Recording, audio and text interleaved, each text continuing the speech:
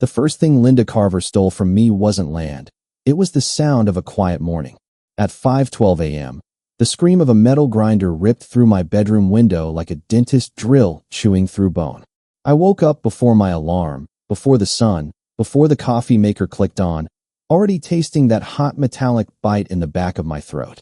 For half a second, I thought a transformer had blown somewhere down the hill.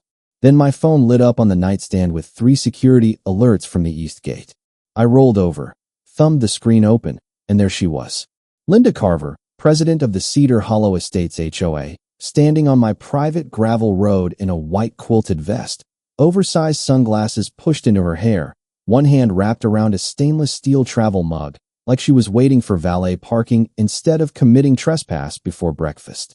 Behind her, 2 men in reflective jackets were cutting through my chain. Sparks jumped off the old lock and scattered across the gravel, bright orange against the blue Tennessee dawn. The sound came through my camera speaker thin and ugly, metal screaming, gravel crunching, Linda's voice calm as church bells on Sunday. "Good morning, Ethan," she said, looking straight into the lens. "We're reopening our shortcut." Our shortcut. She said it like my land had voted on it. Like the 6 acres I paid for, surveyed, fenced, insured, and maintained had somehow become a community convenience because her neighbors didn't like driving the long way around Millstone Lake Road. I threw on jeans and boots so fast I almost missed the second alert. Motion detected. Vehicle detected. Then another. And another. By the time I reached the kitchen window, the first Lexus was already rolling past my back fence, tires grinding over the private farm road that ran behind my house. A black Escalade followed, then a pickup towing a base boat, its trailer bouncing hard enough to spit gravel into my newly painted fence. The air smelled like burned steel, wet leaves, and exhaust. My father, Walter, opened his bedroom door behind me, gray hair flattened on one side, one hand pressed against his chest like the noise had reached. Inside and grabbed him. "Ethan," he said, voice thin, "why are cars in the yard?" That was the moment my patience went cold. Not hot, not loud, cold. Because Linda wasn't just shaving 7 minutes off her marina drive anymore. She was sending 2-ton SUVs and boat trailers over a private drainage corridor 50 feet from a man with a heart condition. I stepped onto the porch as the morning fog lifted off the lake in pale strips. Linda spotted me and smiled that polished real estate smile, the kind that never reached her eyes. "You can't block historic community access," she called out. "People have used this road for years." The cut chain lay in the gravel between us, still warm, one half curled like a dead snake. I looked at it, then at the camera above the gate, then back at her. What Linda didn't know was that the chain she had just destroyed was the cheap part. The rail gate had already been approved by the county, welded in Knoxville, wired for cameras, fitted with a force sensor, and scheduled for installation that afternoon. She thought she had reopened her favorite shortcut. She had actually stepped into the cleanest trap a road engineer could build without raising his voice. Before Cedar Hollow ever learned my name, I was just a man trying to buy quiet. My name is Ethan Mercer, 41 years old, born in Maryville, raised around county roads, culverts, concrete forms, and men who could tell whether a slope would wash out just by watching rain move across it. I spent almost 18 years as a road and drainage engineer around Knoxville, the kind of job where your boots stay muddy, your truck smells like coffee and survey flags, and every mistake ends up costing somebody real money. I knew asphalt. I knew gravel. I knew the difference between a public road, a private access lane, a utility easement, and a lie printed on glossy HOA letterhead. That knowledge was supposed to stay in my past. After my mother passed, Dad's heart started giving him trouble, and the city began feeling too loud for both of us. Sirens at midnight. Construction at sunrise. Neighbors stacked so close you could hear forks hit dinner plates through the walls. So I sold my little house outside Knoxville and started looking east, toward the lake country, where the roads get narrow and the mornings still smell like pine sap and wet stone. The place on Millstone Lake Road looked ordinary from the listing photos, which was exactly what I wanted. A low cedar-sided house, 6 acres, a detached workshop, a sloping backyard full of white oaks, and a strip of water flashing silver through the trees. The gravel lane behind the house looked harmless, just 2 pale tire tracks curving down toward the lower fence line. During the walkthrough, the seller, Mrs. Kessler kept glancing at that lane like it had teeth. She was in her 70s, tiny, sharp-eyed, with a voice that still carried some mountain steel. At the kitchen table, while the real estate agent pretended to check emails, she slid a yellow folder toward me and tapped it with one knuckle. "That old farm road is private," she said. "Guard it." I thought she meant teenagers cutting through. Maybe fishermen parking where they should not. Something small. Then she showed me the survey. Every inch of that lane sat inside the property line, from the rusted cattle gate near the county road to the drainage culvert under the bend. No public access. No shared easement. No HOA rights. Just an old agricultural path built in 1978 so tractors could reach the back pasture when the lower fields still grew hay. The culvert under it was not designed for constant traffic. It was 30 inches wide, corrugated metal, half buried in clay and old roots, fine for a pickup now and then, not fine for a parade of sport utility vehicles dragging boat trailers every weekend. I remember standing out there after closing day, the house keys cold in my palm, listening to gravel settle under my boots. Dad sat on the porch with a paper cup of coffee, smiling for the first time in months. The lake wind moved through the trees. No engines. No horns. No one telling us what color our mailbox had to be. I believed, foolishly, that we had finally found a place where a man could mind his own business and be left alone. Then, 2 weeks later, a white Lexus rolled slowly to the old gate, and Linda Carver lowered her window like she owned the road, the hill, and the air between us. Linda Carver did not introduce herself like a neighbor. She introduced herself like a warning. The Lexus stopped beside the old cattle gate, pearl white paint shining so clean it looked polished for television, and her windows slid down without a sound. She wore a cream blouse, gold bracelets, and that calm little smile people use when they have already decided you are beneath them. "You must be Ethan," she said, stretching my name like she was testing the quality of it. "I am Linda Carver, president of Cedar Hollow Estates." She said president the way some people say judge. Behind her, up the hill, Cedar Hollow sat in perfect rows of beige stone houses with black shutters, 3-car garages, and lawns shaved so evenly they looked printed. Their sprinkler heads hissed every morning at 6. Their porch lights matched. Their trash cans disappeared behind approved wooden screens. It was the kind of neighborhood that looked peaceful from a distance because all the pressure was hidden under fresh mulch. Linda worked real estate in 3 counties, and everybody around Millstone Lake seemed to know her name. She sold lake life to people from Nashville, Atlanta, and Chicago who wanted weekend homes with boat slips, wine fridges, and sunset views. Her signs were everywhere: smiling face, blonde hair, navy blazer, the words luxury lake specialist under her name. She had turned Cedar Hollow into her little kingdom, and that old gravel lane behind my house was one of the secrets she used to make the kingdom feel bigger than it was. "That access road has been used by our residents for years," she told me, nodding toward my gate. "It connects directly to the Marina Road. Very convenient." Convenient. That word made the back of my neck tighten. Engineers hear words like that differently.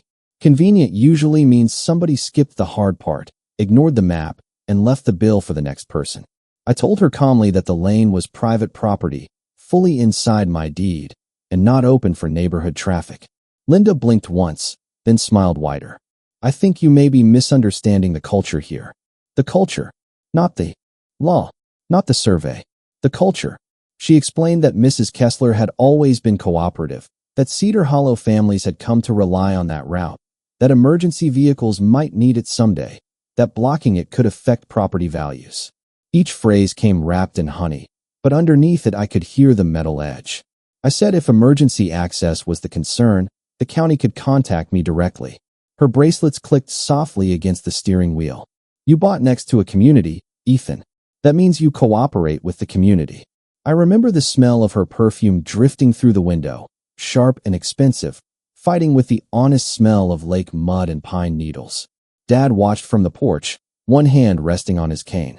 Linda looked past me at him, then at the house, then at the old gravel lane like she was measuring how much resistance we could afford. Before she drove away, she gave the gate one last glance. "I would hate for this to become unpleasant," she said. The Lexus rolled uphill, tires barely whispering over the pavement.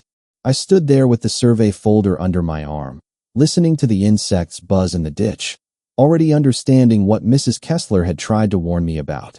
Linda did not want permission. She wanted surrender, dressed up as neighborly cooperation. The first tire tracks appeared 3 days later. Not many, just 2 curved impressions pressed into the damp gravel beyond the gate, where someone had driven around the wooden post and cut across the grass.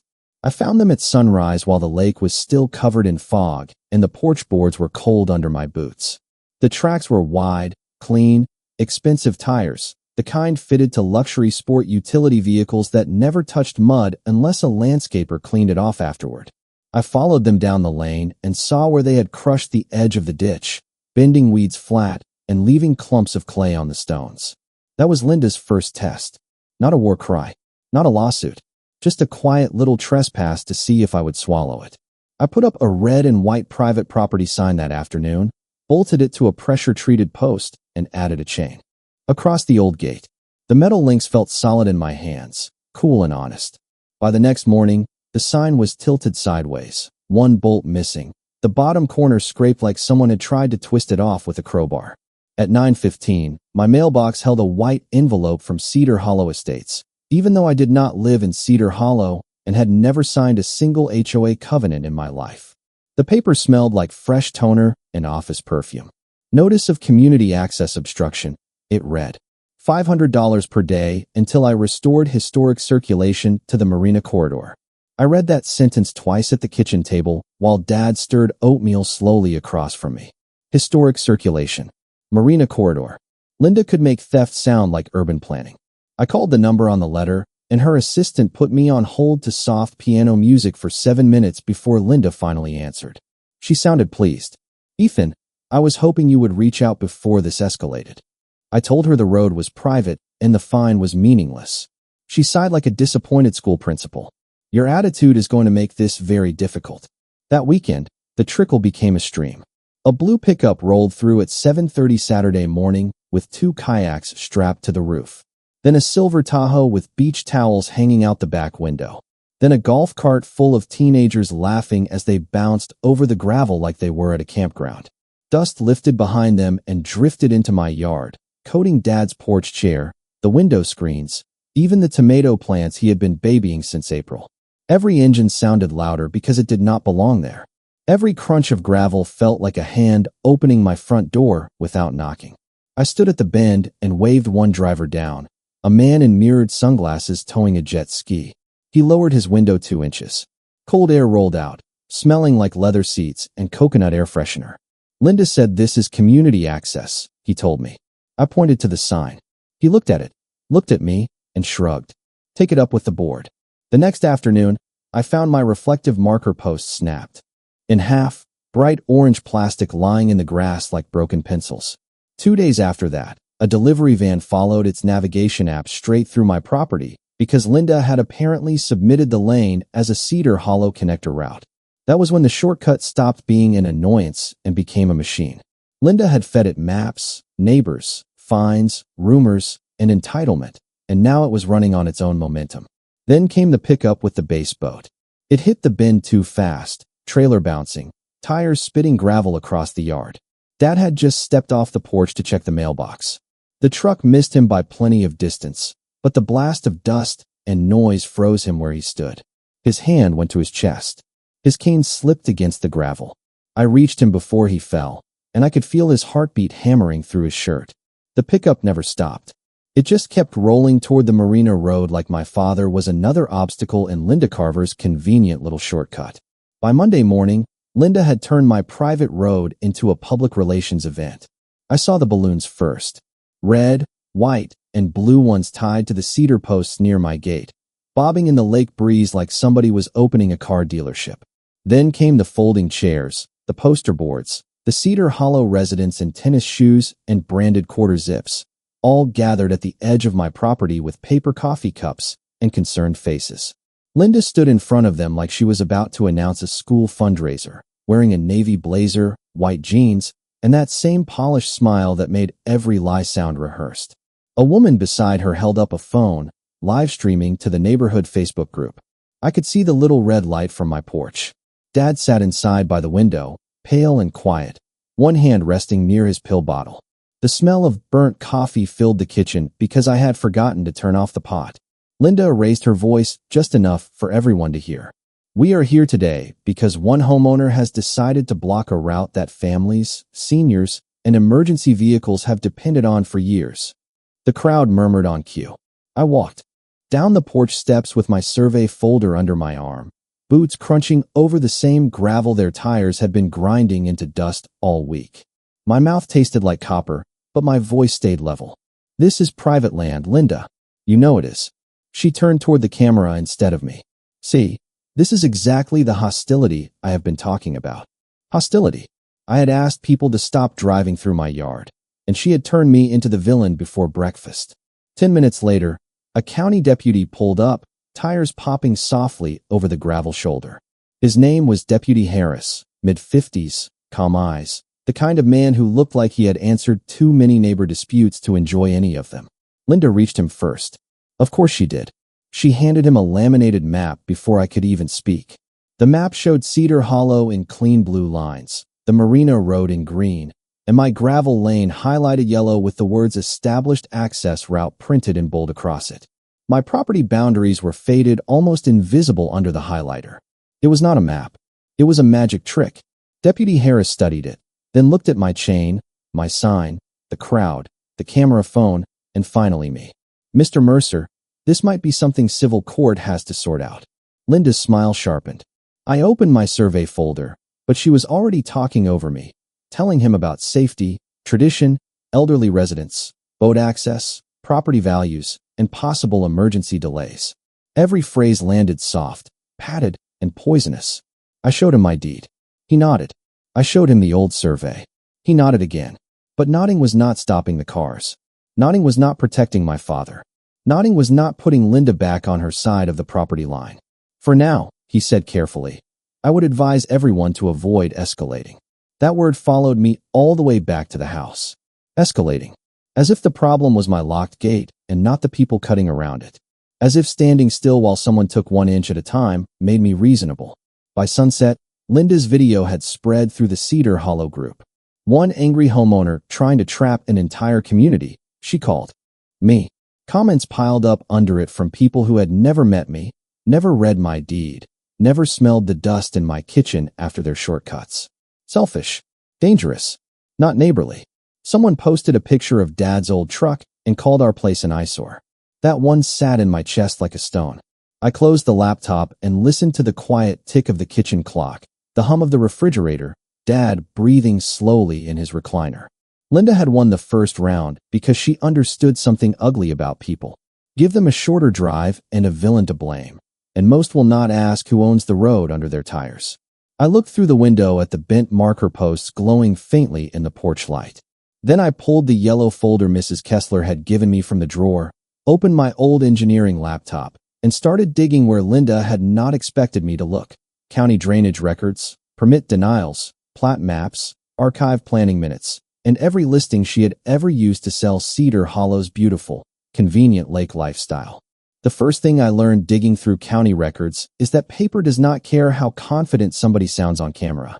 Linda could smile, wave a laminated map, and say established access route until her jaw got tired, but the old record sat there in black ink, quiet and stubborn. I worked past midnight at the kitchen table, the room lit by my laptop and the weak yellow bulb over the sink. Dad had gone to bed, though I could still hear him shifting every few minutes through the thin hallway wall. Outside, the lake wind pushed against the windows, carrying the damp smell of leaves and clay. My coffee had gone cold, bitter enough to make my tongue curl, but I kept reading. Plat maps, planning minutes, stormwater notes, recorded deeds. Every file made the same thing clearer. That gravel lane was mine, not shared, not public, not grandfathered into anything except Linda Carver's imagination. Then I found the 1978 drainage permit, scanned crooked and faded, with a hand-drawn culvert detail under the old farm road. 30-inch corrugated metal pipe. Agricultural access only. Maximum occasional light vehicle use. I read that line 3 times. Occasional. Light. Vehicle. Not weekend traffic. Not boat trailers. Not a line of Cedar Hollow sport utility vehicles grinding over it every Saturday, because the Marina Road took 11 extra minutes. The next folder hit harder.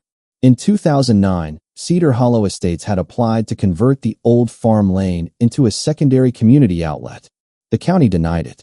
Reason listed: stormwater drainage corridor, inadequate culvert capacity, private ownership conflict, and unsafe site distance near Millstone Lake Road.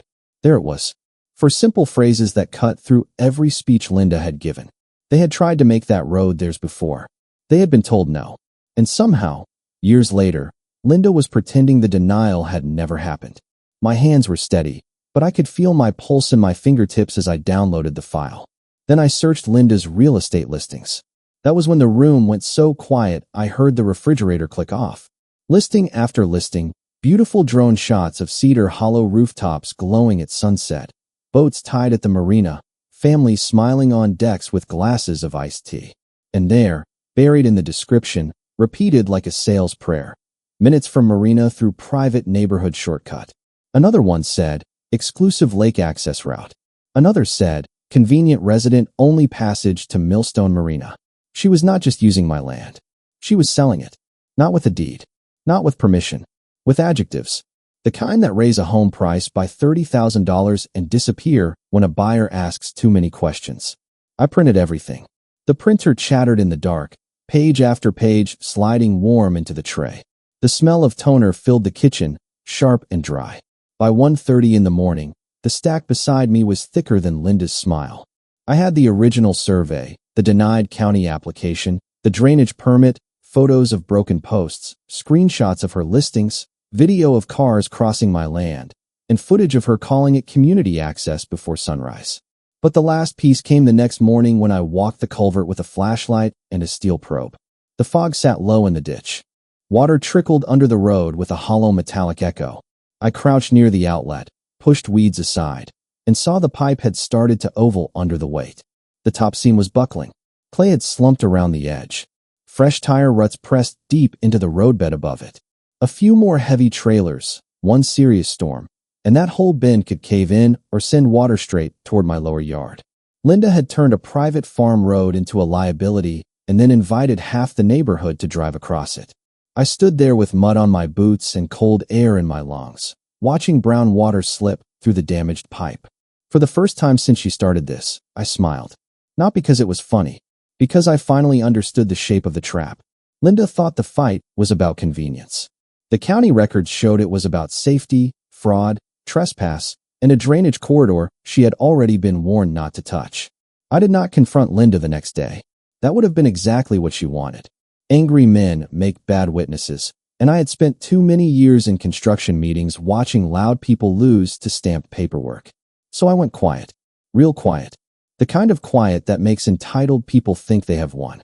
While Cedar Hollow kept rolling across my gravel lane, I started building the one thing Linda had never respected in her life: a boundary with documentation behind it. First came the survey crew. 2 men in orange vests arrived at 7 in the morning with tripods, stakes, and a total station that clicked softly in the mist. Cedar Hollow residents slowed down as they passed, staring like I had hired aliens to land in my pasture.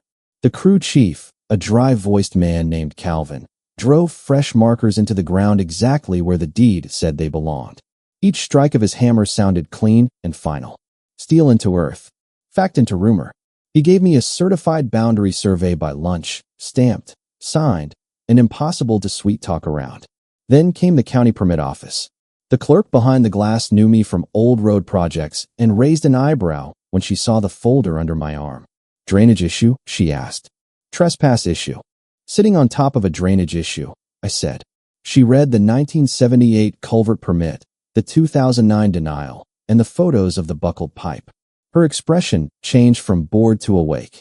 By 4 that afternoon, I had the application filed for a private security gate, set back 42 feet inside my property line, clear of the county right-of-way, with emergency access instructions available to dispatch.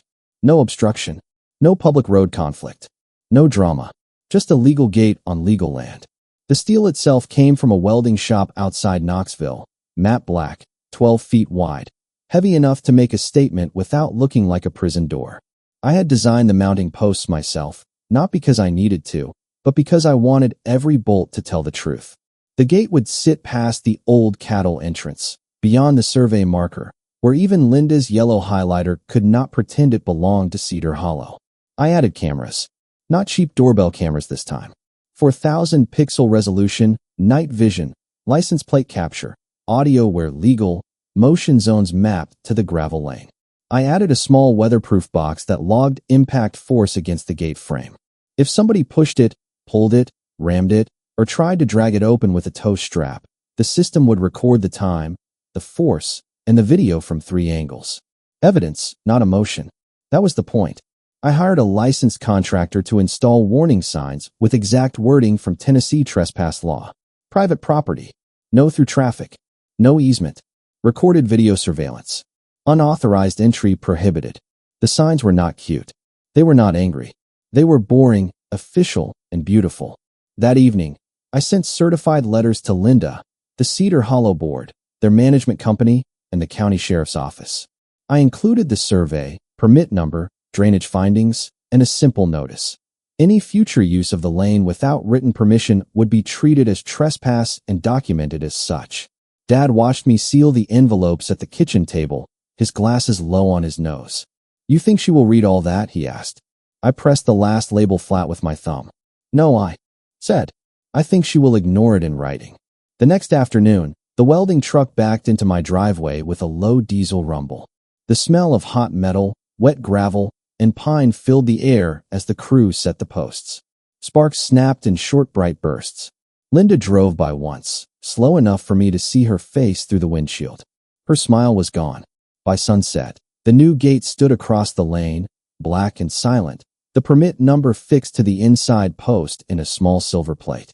It did not yell. It did not threaten. It simply existed exactly where the law allowed it to exist. And for the first time in weeks, no headlights crossed my backyard after dark. Saturday morning arrived with the kind of blue sky real estate brochures are built from. Sun on the lake. Mist lifting off the hollows. The smell of cut grass drifting down from Cedar Hollow like nothing ugly had ever happened there. I was in the kitchen pouring coffee when the first alert hit my phone. Motion detected at East Gate. Then another. Vehicle detected. Then 5 more in a row. I opened the camera feed and saw a parade forming on the county shoulder. Linda's white Lexus in front, 2 sport utility vehicles behind her, a pickup with a base boat, 3 golf carts, and half a dozen Cedar Hollow residents standing around with phones already out. They had not come to talk. They had come for a show. Linda stepped out wearing white slacks and a red blazer bright enough to be seen from space. Her hair did not move in the breeze.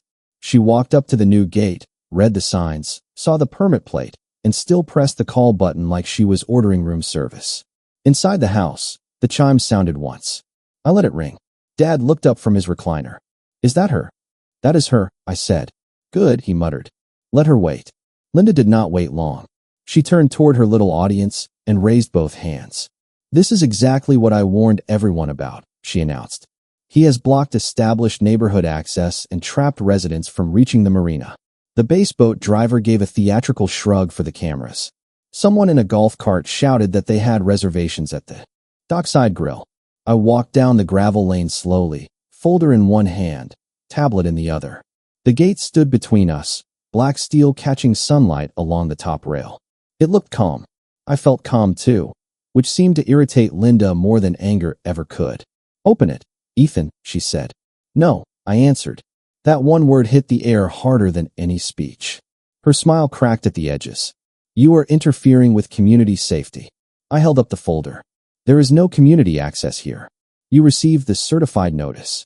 She waved that away without looking at it. "Your paperwork does not erase decades of use.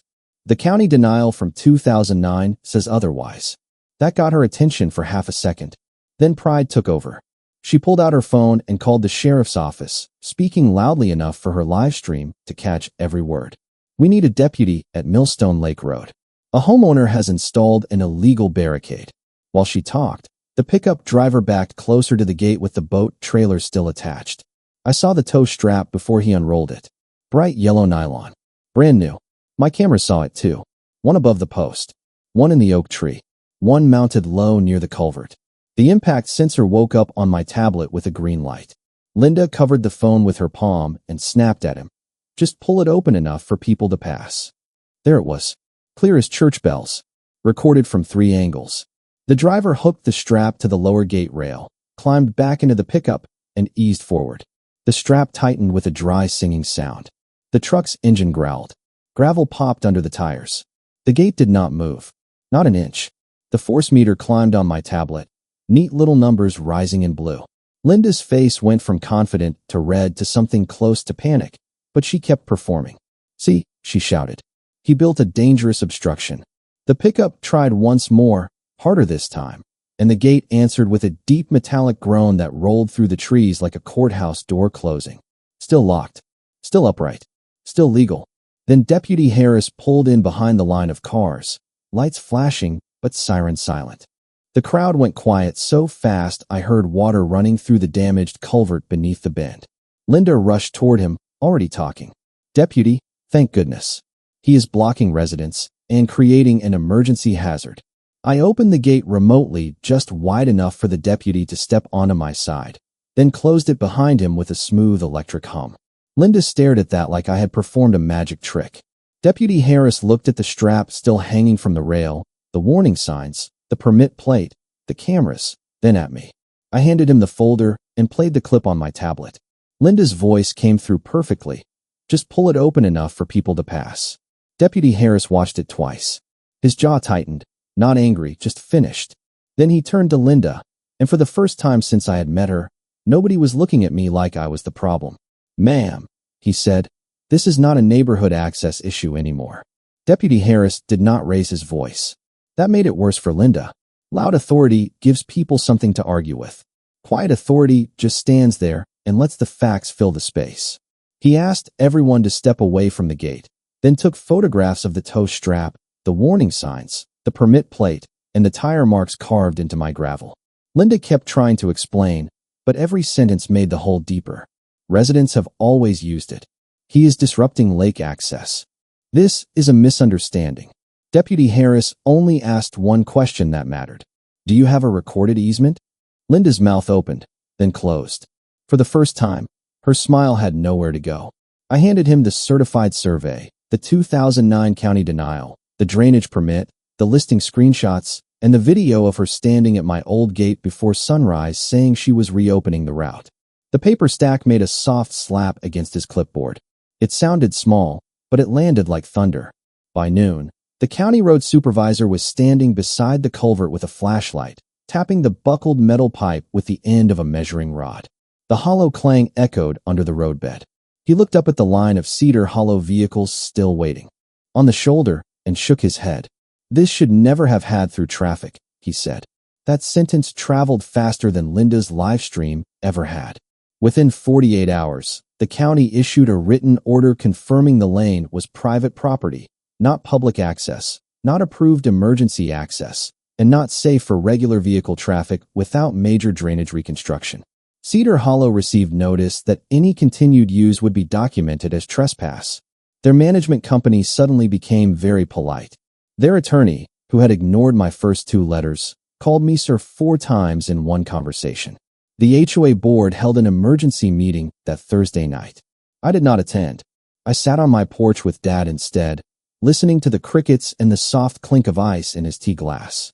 But Mrs. Kessler, the woman who had sold me the house, called afterward with a voice full of dry satisfaction. Linda had been removed as president pending investigation. The board had voted to suspend all claims related to the lane. Her real estate brokerage had opened a review into the listings that advertised access she did not own. A week later, Cedar Hollow sent me a formal apology so carefully worded it must have cost them by the hour. They agreed to pay for the damaged marker posts, the destroyed chain, the survey expenses, and the engineering inspection of the culvert. They also agreed to fund repairs to the drainage pipe their traffic had helped crush. The number was not life-changing, but the signature at the bottom was. Linda Carver's name was nowhere on it. The new board president signed instead. For the next month, I watched Cedar Hollow residents learn what 11 extra minutes felt like. Their sport utility vehicles turned left at the proper road. Their boat trailers rattled down the long county route. Their golf carts stopped appearing in my camera feed. The dust settled. Literally. Dad's tomato plants turned green again instead of gray. The porch screen stayed clean. The mornings returned in pieces. Birds in the white oaks, lake whined through the pines, coffee smell drifting from the kitchen instead of exhaust.